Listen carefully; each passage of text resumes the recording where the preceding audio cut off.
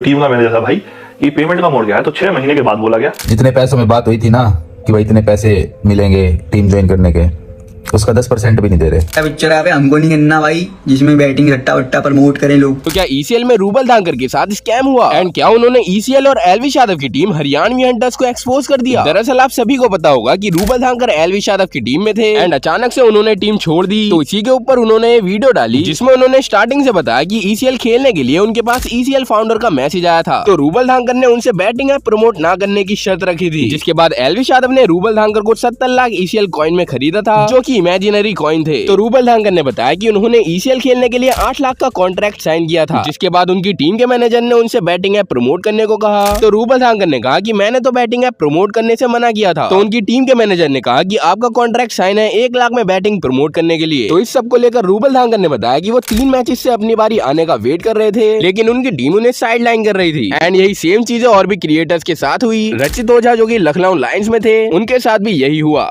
जब मैंने 3 दिन के बाद मैंने जब मैनेजर से पूछा, जो टीम का मैनेजर था भाई, कि पेमेंट का मोड़ गया है, तो 6 महीने के बाद बोला गया। और ये मैंने तब पूछा क्योंकि मैं बैटिंग ऐप प्रमोट नहीं करना चाहता था, ना मैं करता हूँ।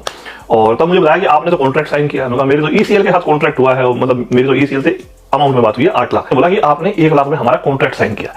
मतलब 1 लाख में भाई मेरी तो कोई बात नहीं हुई इस बारे में। तो उन्होंने बोला कि आपने शायद आपने क्यों नहीं पढ़ा। तो भाई यहाँ पे आती है रिलेशन की बात, यहाँ पे आती है भाईचारे की बात, जो हम विश्वास करते हैं। तो मैंने वो देखा भी नहीं खोल के। उन्होंने बोला भाई जल्दी जल्दी ये ईसीएल को सबमिट करना है, और वो बहुत सारे पेजेस का था। तो नीचे हमने एक्सेप्ट किया और वो भेज दिया, ठीक है।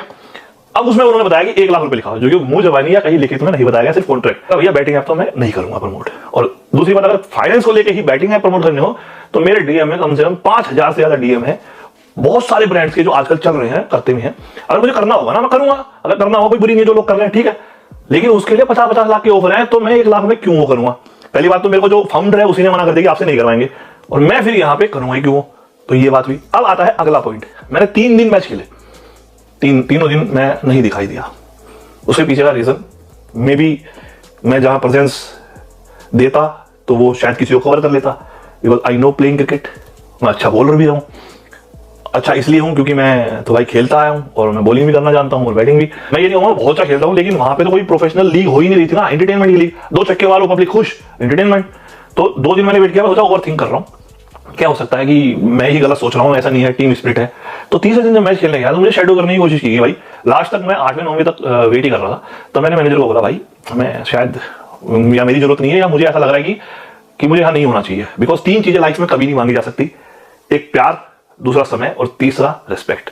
तो मेरे लिए तीनों चीजें वो है जो मांगी नहीं जा सकती। तो मुझे लगा कि मुझे यहाँ पे इस प्लेस पे नहीं होना चाहिए।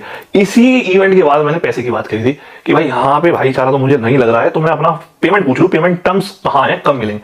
तब मेरी पेमेंट को लेकर बात हुई थी, और उस पर आर्ग्यू होने के बाद तो मुझे वो धोखा मिला। सारी बातें हो रही है, तो मैं एक और चीज बता दूं, मेरे इंस्टाग्राम पे एक भी पोस्ट स्टोरी क्यों नहीं आ रही ईसीएल से? चलो ईसीएल छोड़ो, लखनऊ लायंस से रिलेटेड जितने पैसों में बात हुई थी ना कि भाई इतने पैसे मिलेंगे टीम ज्वाइन करने के, उसका 10% भी नहीं दे रहे। क्यों डालू भाई? मैं वेला हूं क्या? मैं एक स्टोरी डाल लूं मैं ऐसे ही, इतने लाखों रुपए मिल जाते हैं? बेवकूफ बना रखा है।